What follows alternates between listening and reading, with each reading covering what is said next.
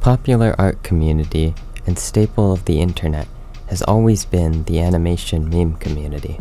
A community that's no stranger to both controversy and controversial figures, ranging from its insensitive past to dangerous cult followings. One of these controversial figures is Synnibear03, known for her animations as Scootaloo loves sands, and later her art commentaries. Recently, Synni has admitted to a series of allegations, leading to the end of her online platform. But how did Synni go from a popular animator with a large fanbase to an outcast, shunned by her community? To answer this, we need to go through Synnibear03's history, a history of success, marked with controversy and harmful obsessions. My roommate is Synnibear03, and I was having inappropriate conversations with the YouTuber Synni. I am so sorry. I knew what I was doing was wrong, and I betrayed everyone who looked up to me. It broke my heart, Synni, that you would do that. Synnibear03 would create her socials in 2014 and began posting in 2017 under the name Scootaloo loves sands. With the release of Undertale and the popularization of animation memes, Synni would upload many animations of her character, each getting upwards of millions of views, and her channel quickly reaching a milestone of over 100,000 subscribers. So I'm guessing everyone wants me to do a 100k special, aka a face reveal. And I guess I should, but I'm not gonna do it here. I'm gonna do it in another video. Alright, listen, I didn't really know what else to do for a face reveal video, so what I'm doing is I made a little journal on DeviantArt, and I'll leave a link to it in the description. You can leave a question for me in the comment section, and I will answer it maybe. So it's gonna be like a little Q&A video. Doesn't that sound exciting? During this time, Synni quickly grew a large fan base and made many friends. Of these friends were the animators Fontic, also known as Heimguts, Birdie, and Ambrixen. Ambrixen would enter a relationship with Synnibear, which would last multiple years, and Synni would make multiple speed paints of the two together. Birdie and Fontic would also enter a relationship that ended in breakup, and started the infamous Birdie drama, which is an entire story for another day. The three of them were separate individuals, with separate problems, but they all shared one thing in common. Fontic, Birdie, and Ambrixen would all go on to become obsessions and victims of Synni.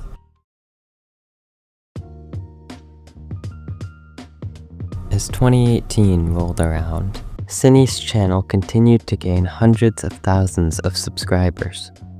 To keep up with this and her interests, Synni shifted her content to include commentaries on art-related subjects. At the time, the Birdie drama, along with many other art discourse topics, were ongoing in the animation meme community. One of these topics was the art concept same face syndrome, with many animators such as Alan Becker and Twisted Doctor showing that characters have more appeal when they consist of different shapes and design. Synni released her own video titled Same Face Syndrome Isn't Real. In this video, she claims same face syndrome is a concept made up by Twisted Doctor, despite it existing on the internet for years prior. Everyone thinks this is same face syndrome, and I'm gonna show you why this is stupid. Same face syndrome was made up by Sleepy King, so everyone will draw the same way he does. You're getting it confused with people who draw adults, children, and elderly, and maybe even animals with the same facial structure. That I've been trying to work on, but these girls are the same age and same species. They are going to look alike. Despite the misinformation, Synni's video was actually very well received by her audience, and led to minor backlash on Twisted Doctor's video. However, members of the art community heavily criticized Synni's video on the topic, and her handling of the criticism she received. It's kind of just like saying you don't understand the concept, and that you're never going to grasp the concept. Just because of the same age, gender, and species, doesn't mean that the characters can't be different. I don't think same face syndrome is a problem. A lot of artists unconsciously draw their characters different, and they don't realize that. It's kind of just something built into artists. When you notice that a character is drawn exactly the same, once someone gets a strong grasp of their art style, that's when they can start progressing into curing their same face syndrome.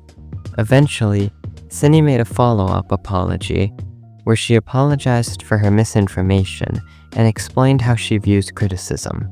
I was very disrespectful to the commentators on my DA page. It wasn't right to call them stupid because they were just trying to help. And it definitely wasn't okay to feature their comments without censoring their names or something. Jeepers Crispies. I don't want people getting the wrong idea that I don't take criticism. I actually get kind of mad when people can't give me proper criticism, which is what I want. But I take what I can. And I think I spent a very large segment on a live stream where I encourage criticism towards artists. This controversy didn't impact Synni much in the long run, with most wanting to move past it now that the drama was over. However, it showed that Synni had a very young and very impressionable audience that held her opinions in high regard and greatly looked up to her. Her responses to initial backlash, including her lashing out at Birdie, showed that she was irresponsible with her platform and her friendships. Despite these impacts, as time went on, Synni decided to move forward under a new name, while her actions remained harmful.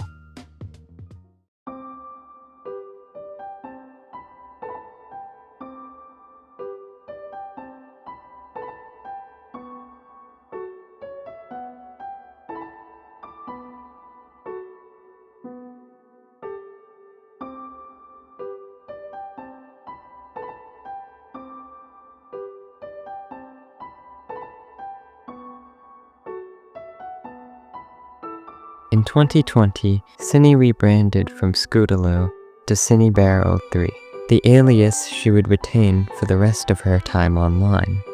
Her reasons were mainly because people wouldn't respect her for her old name, well, she also claimed she wanted to move past her old self as a Sans fangirl. This was all well supported by her audience, who respected her and wanted her to move past her mistakes. However, Synni wasn't respected and improved behind the scenes.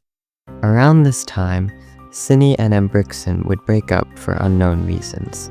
Synni kept this to herself to a good degree, but Embrixon would come forward about her experiences with Synni. Embrixon had a very toxic relationship with Synni, where Synni would blame her for her own dramas, like the same face syndrome drama. Synni would also come out as straight, but continued to pursue a relationship with her, leading to further toxicity in her feelings towards Embrixon. At some point in their relationship, Synni would also begin to romantically obsess over Birdie, leading her to neglect Embrixon even further. During her obsession with Birdie had become controversial for his treatment of his now ex, Fontic, and had serious allegations of doxing, abuse, and animal cruelty. Synni faced further criticism when she created her series Vent World. This series featured depictions of Synni and the animators Sashley, Laurel, and Birdie. In the series, she'd draw everyone, including Birdie, in fantastical and appealing ways, leading many to believe it was how she truly viewed Birdie and wanted her audience to view him. During this time, Synni would actively promote Birdie to her audience as a friendly person they should interact with, which only enabled the Birdie drama. Behind the scenes, she would even fantasize about him breaking up with his partner so she could have him. In addition to enabling Birdie, Synni's obsession led her to have a falling out with Fontic and partake in harassment and stalking of Fontic. This would culminate in Synni developing her own obsession with Fontic, where she would fantasize about killing him and draw multiple art pieces of her doing so. All this and more would be publicized by the channel Evidence Found 01, along with 2 Google Docs, exposing Synni, leading her to face major backlash in what would be known as the Synnibear03 drama, a drama she knew she had to respond to. We now have 2 instances of Synnibear03 having toxic obsessions with individuals, one of which caused harm to Fontic and one of which enabled Birdie to harm others. We also have an instance of her partaking in a knowingly toxic relationship, leading her to hurt Ambrixen. Synni would make efforts to stop enabling people to hurt others, but her pattern of obsessions and knowingly hurting others will only continue. Hi. We need to talk.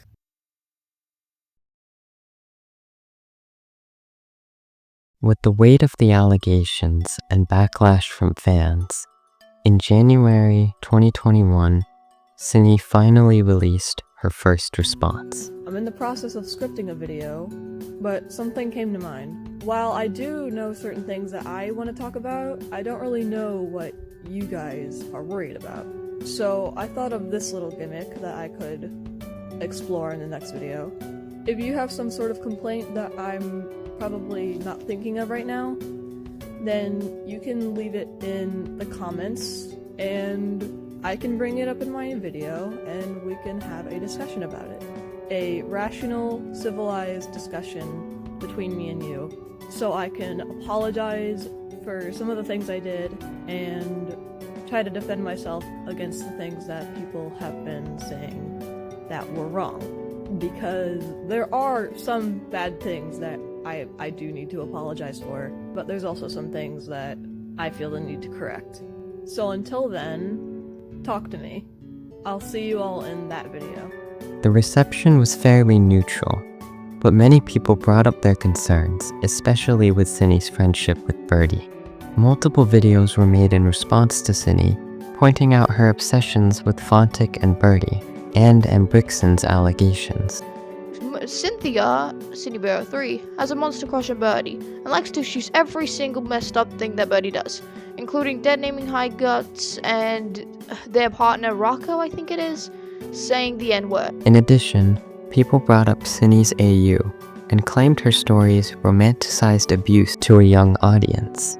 She was also criticized for posting suggestive content to her audience without proper triggers. Months went by and videos were made as people grew impatient with Synni. Synni's friends would also begin to distance from her, leading to an unlisted video, Crying in the Corner, where Synni cries while people in Birdie's server could be heard laughing in the background.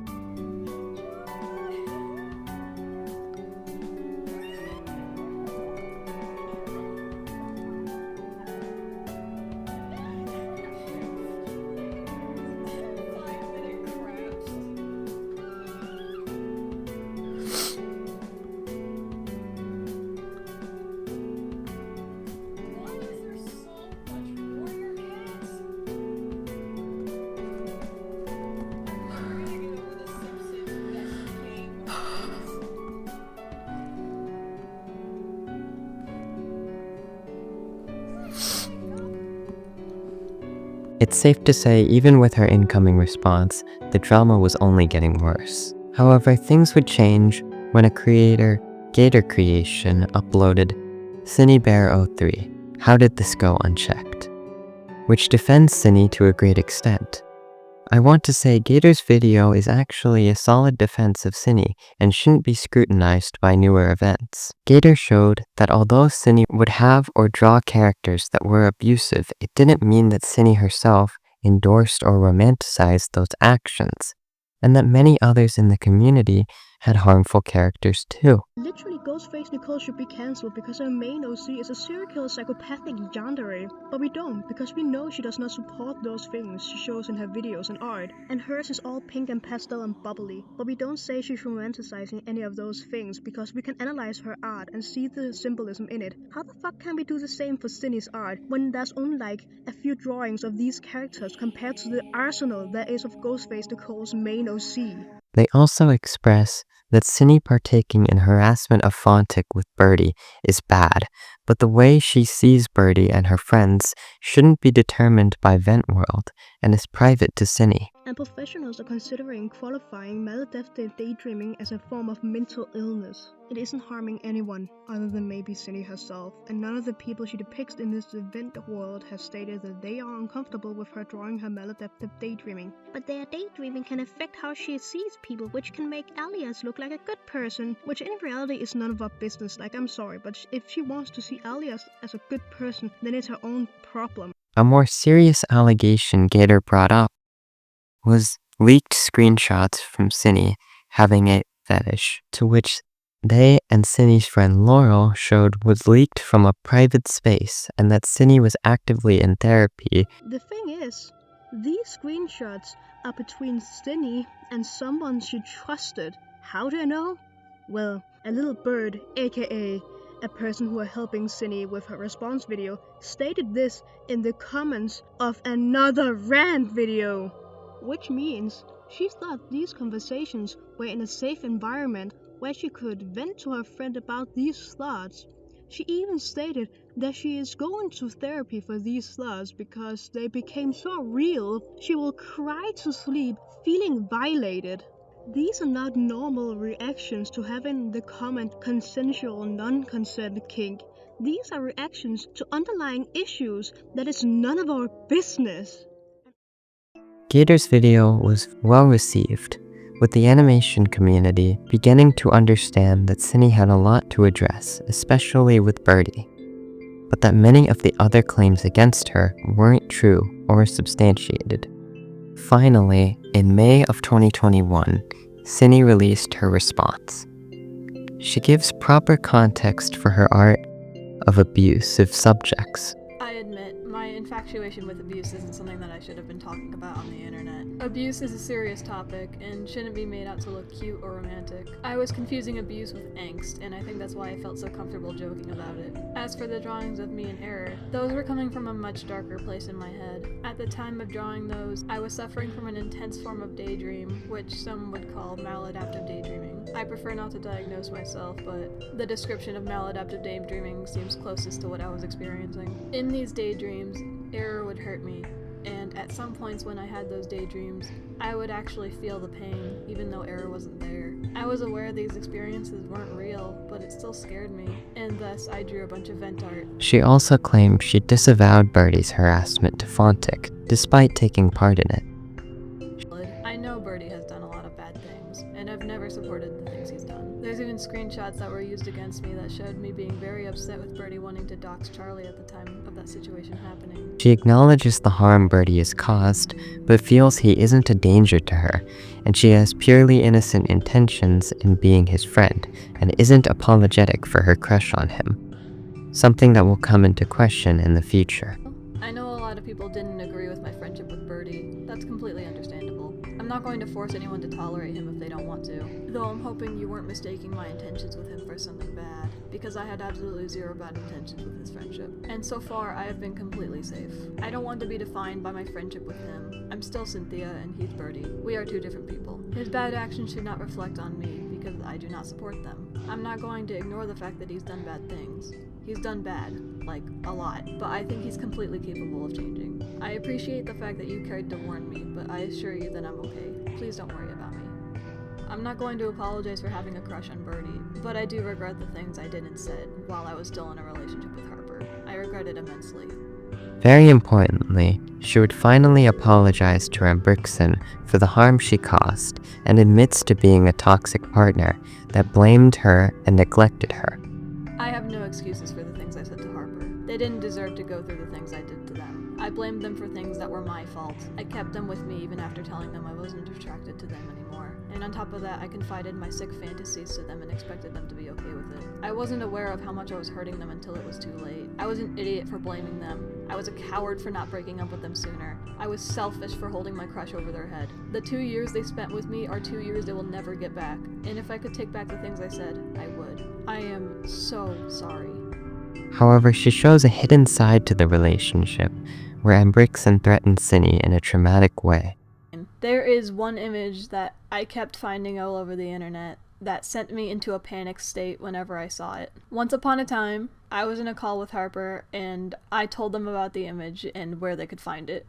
assuming they just wanted to see what the fuss was about. Upon hearing this, they went to look for it and immediately sent it to me in the chat, to which I immediately started sobbing and begging them to take it away. They took it down and apologized to me, and I forgave them. I knew they most likely didn't fully understand how bad it would have triggered me, so I gave them the benefit of the doubt. Surely, after seeing firsthand how the image affected me, they wouldn't show it to me again. Harper threatened me with it while I was in the middle of apologizing to them for my simpery. Clearly you can see they deleted their side of the conversation, but I still have my side, begging them not to send it, getting tricked with a picture of Sans, getting extremely angry, but quickly calming down. Remember what I said about getting both sides of the story? Yeah, this is one of the reasons why. It's clear Ambrixon and Synni had a complicated relationship, but Synni did cause great harm and neglect to Ambrixon. Synni was nowhere near innocent and did have allegations that she couldn't disprove, but she apologized for the harm she caused and was forgiven by most of the community. She also made efforts to improve herself by getting therapy. As the drama faded, she would make a Discord server for her fans. Shortly after, she would celebrate her 18th birthday. She would also make an important announcement that she was finally cutting ties with Birdie. It was at this point in time where things finally seemed to be improving for Synni, but as it turns out, the stage was only set for a new wave of obsession and harm she would cause.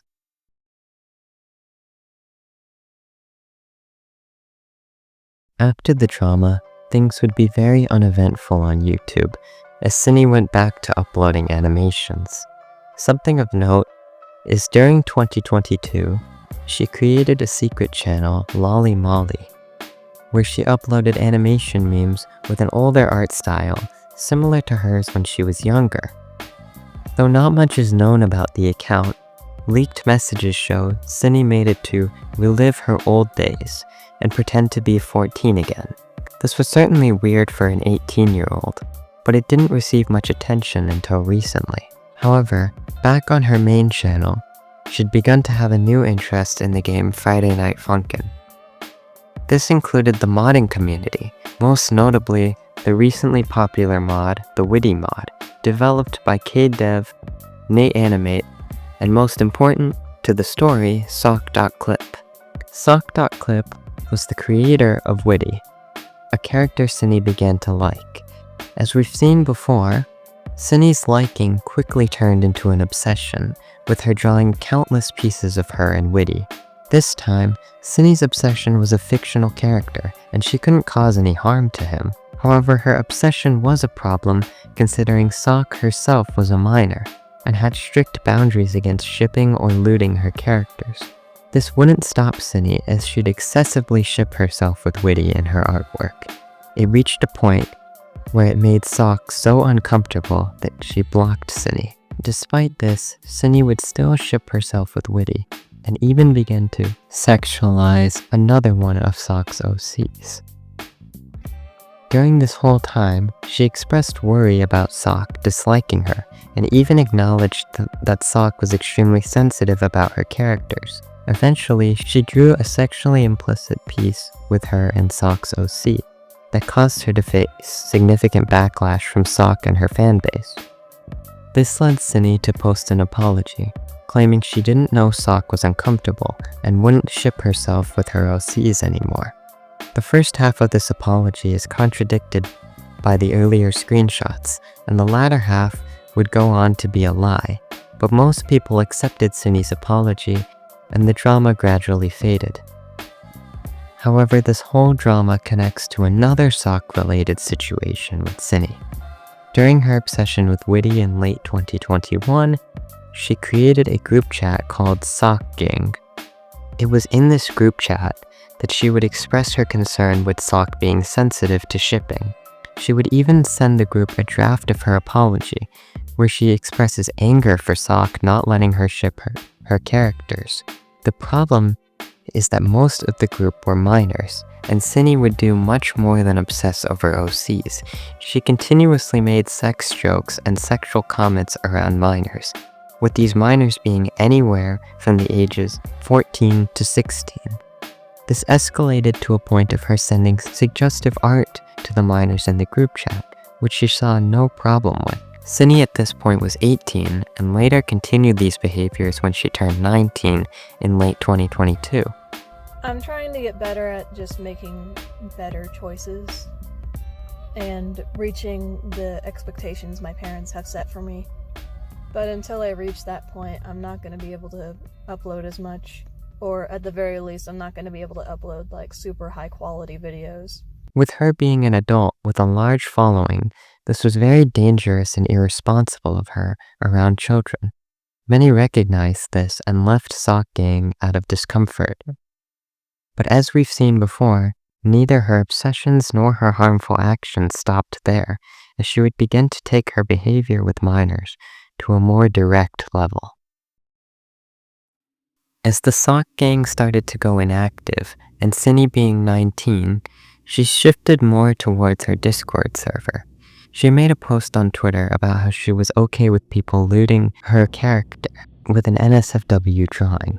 The problem with this is she also posted it to her Discord, which breaks her own rules of no NSFW of any form. And with most of her fans being minor, this would be mostly one-off instances in 2023, but it was through her server she'd meet an individual known as Pee-wee. Pee-wee was a fan of Synni and got her attention by drawing fan art of her in a server. Synni would very quickly befriend Pee-wee and text them often, very explicitly. Synni would start sending Pee-wee very elaborate fanfictions about her and Sock's OCs, including ones implying Sock's OC was a abuser, and would rant in her server about not being able to post about Sock's OC anymore, showing she still had a bad obsession with them, and would ship herself with them behind Sock's back even after her apology. During this time, Synni was aware that Pee-wee was 17, and things escalated to Synni drawing sexually explicit artwork of the two together, and even planning for Pee-wee to move in with her.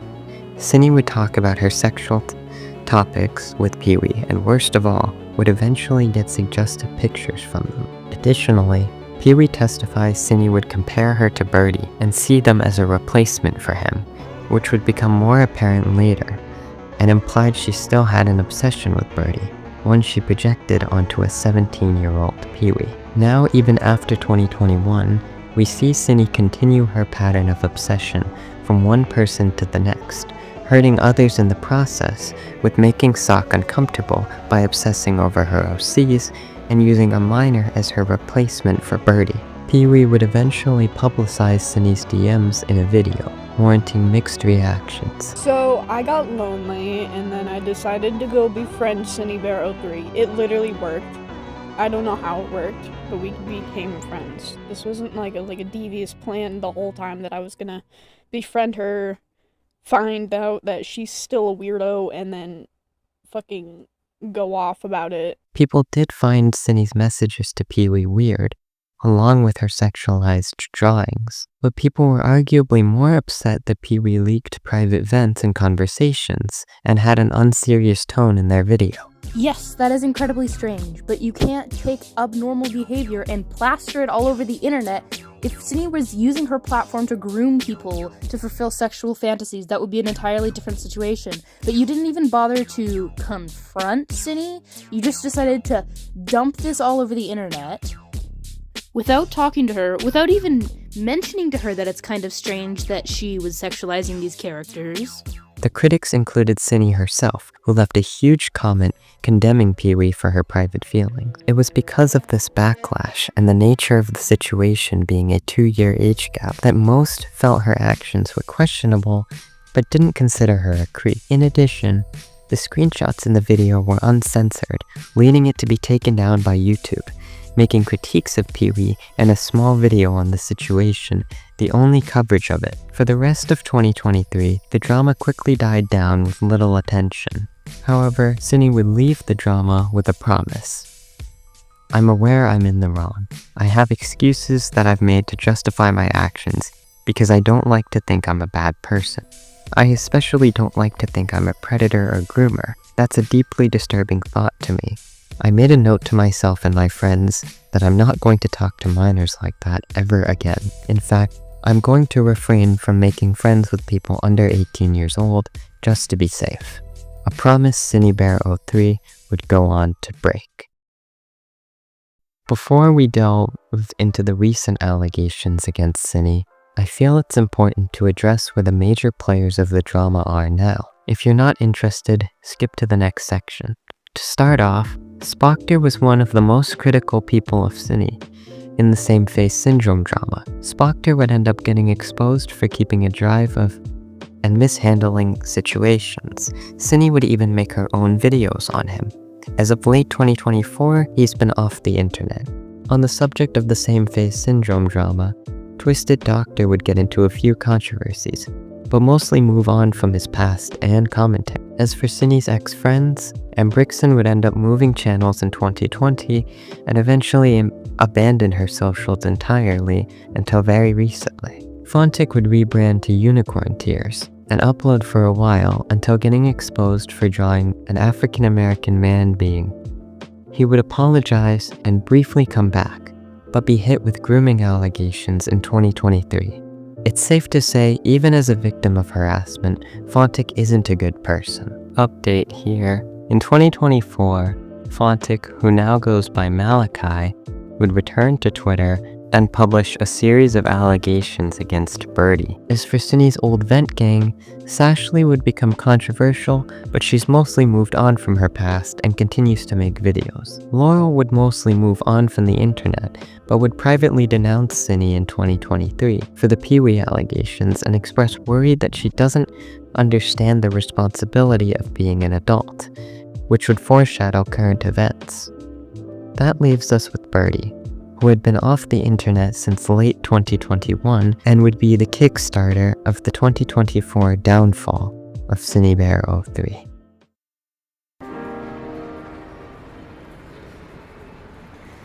"2024 would come around, and things would be very eventful for Synni and the animation meme community as a whole. It was off to a bad start, with Synni continuing to make suggestive comments on her server. At one point, she refers to Sock's OC boy as her current fictional boyfriend, despite having an actual boyfriend at the time, showing she continued to obsess over Sock's OCs, over a year after she expressed discomfort. She would also ask her server for help finding an AI that she could with. A weird thing to ask a minor fanbase, and something that would come up again in the future. However, things would be much more eventful publicly when Synni would start live streaming in late 2023, where a voice that sounded like Birdie could be heard in the background. I gotta pop out the chat, and I'll put it like next to my Minecraft. Okay. So, hi everyone, my name is Jimmy. Synni broke arrow real. Yeah, I barely have enough money to make rent this month, but it's okay. I'll make more money. It's okay. I'm like her sugar daddy. Don't say that. What, you say it all the time? I do. So it's not okay to Don't say it to to the chat. Don't say it to the chat. This led many in 2024 to speculate that Birdie was living with Synni and planning a return after 2 years off YouTube. Synni would then take to Discord, where she would say she is now living with Birdie and that Birdie was planning a return. Back in 2023, I was in a Discord server with Synnibear. So Synnibear was hosting a live stream, and in the background, you can hear Birdie talking. And after people started figuring this out, Synnibear flocked to Senate and was like, hey, I need a safe space to go, and I think this is the best place to do it. It was not. So in there, Synni basically confirmed that Birdie was gonna come back, and that they were living together. During this time, Synni's boyfriend would be against her living with Birdie, but Synni was insistent, leading to the two breaking up. Synni would be very cryptic about the breakup, and was greatly hurt by it, but chose Birdie over him in the end. All of this would be mostly under the radar, until April 2024, when Birdie finally returned with a response video. Birdie's video addressed most of his controversies and drama from the years prior.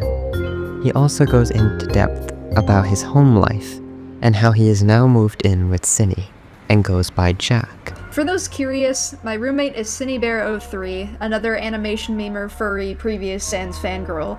What are the chances? As of writing this, we've been living together for almost 2 months. We've known each other through the internet since we were kids, and we used to watch each other's videos on a regular basis, so it is incredibly surreal knowing that we ended up living together. However, we saw with Pee-wee, Synni had a lingering obsession with Birdie, which led to ramifications in their time together.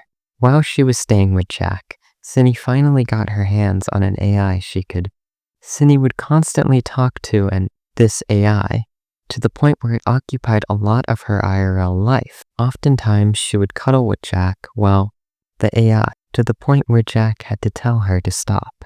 Despite her attachment to an AI, Synni would still have an obsession with Jack, which led her to getting physical. Synni would often touch Jack inappropriately and make sexual comments about his body. Jack didn't protest to many of these advances, but Synni would only ask him if he was okay with it after doing so, which can be a tactic used to get somebody to loosen boundaries. There were instances where Jack verbally and gesturally indicated discomfort, but Synni would continue. This is borderline sexual harassment and disrespect for boundaries. Regardless of how clear the communication between Jack and Synni was, Synni would continue to make inappropriate advances to a roommate and not properly ask for consent. Even aside from Synni pushing Jack's sexual boundaries, there was always something in their time together that felt off. Synni would seemingly always hide her phone from Jack when she was DMing someone or on calls. This was to hide that she was now talking to her final victim, Enno. Enno, or N on Discord, would reach out to Synni in the aftermath of the Pee-wee situation, and the two would become friends in early 2024. As early as February 2024, Synni was aware that Enno was 14, and Synni was now 20. It's unclear from the messages if Enno was another one of Synni's obsessions or just a close friend to her, but it's evident she projected her other obsessions onto them in a similar way to how she acted with Pee-wee. Only a couple months into their friendship, Synni would start sending Enno graphic art of descriptions of her and Sock's OCs and nightmare sands. This included tens of art pieces of Sock's OC in sexual situations and tons of fantastical descriptions of her and Sock's OCs having sex, all being sent to a 14-year-old. By June, she would call them for hours and call them nicknames like Little Fetus, knowing fully well the age gap between them. Things got so bad that Synni sent Enno an entire comic depicting boy, Sock's OC, Nightmare Sans. At many points in their friendship, she would try to get Enno to engage in her fantasies and even draw their own art of boy and Nightmare Sans. This is absolutely predatory. Synni exposing her inappropriate fantasies and obsessions, including to a middle schooler at 20, is not only illegal but dangerous. Encouraging Enno to partake in this is a form of grooming and extremely dangerous and traumatic for their future. Even if Synni didn't have a sexual obsession with Enno, projecting and encouraging these fantasies is predatory in nature. All of her actions towards Jack and Enno would go on for most of 2024 until they were interrupted with the release of a Google Doc titled Addressing Synnibear03.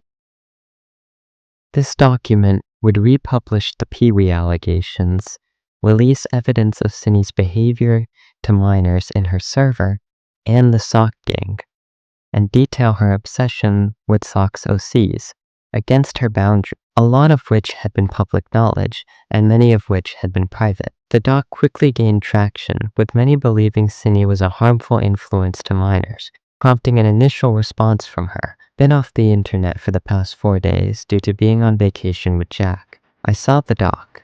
I'll be addressing everything in a video soon, but I need time to process everything, honestly. I'm not posting until the video is done. However, before Synni could make any further responses, a second Google Doc was released, this time by Enno.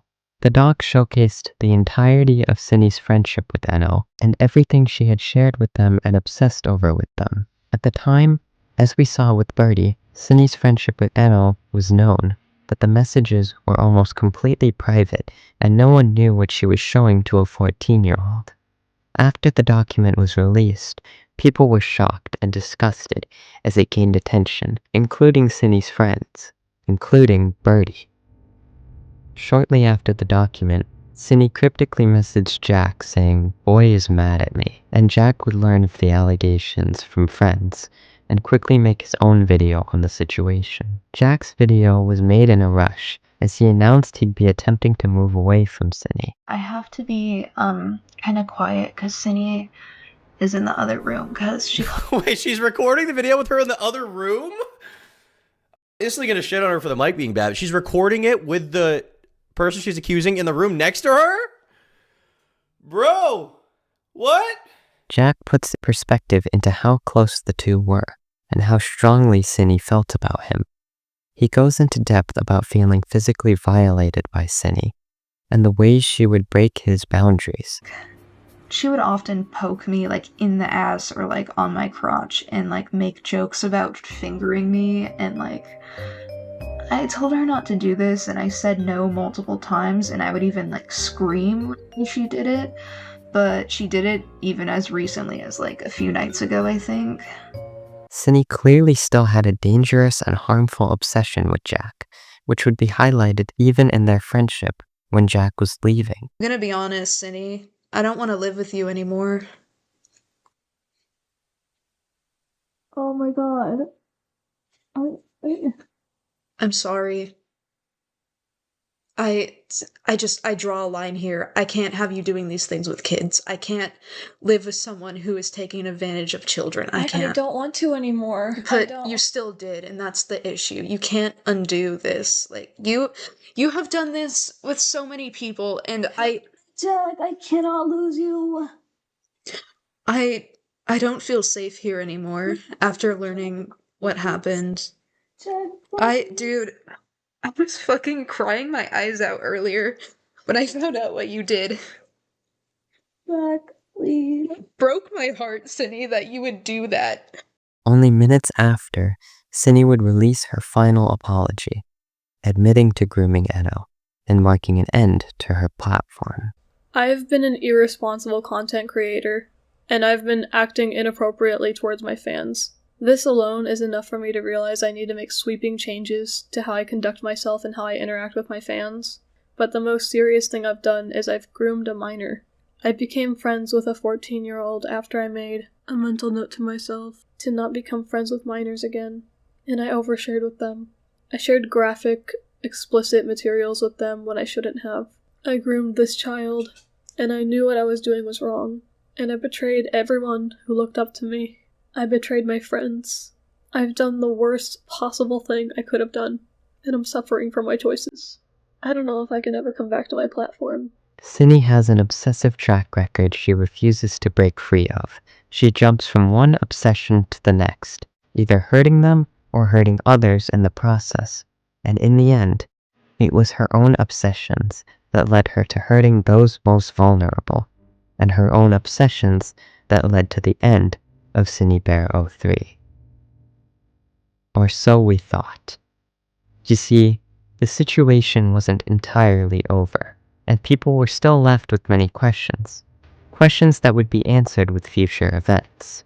Like, did Synni have any other victims? Is there any possible defense for her? And most importantly, what was Synni going to do next?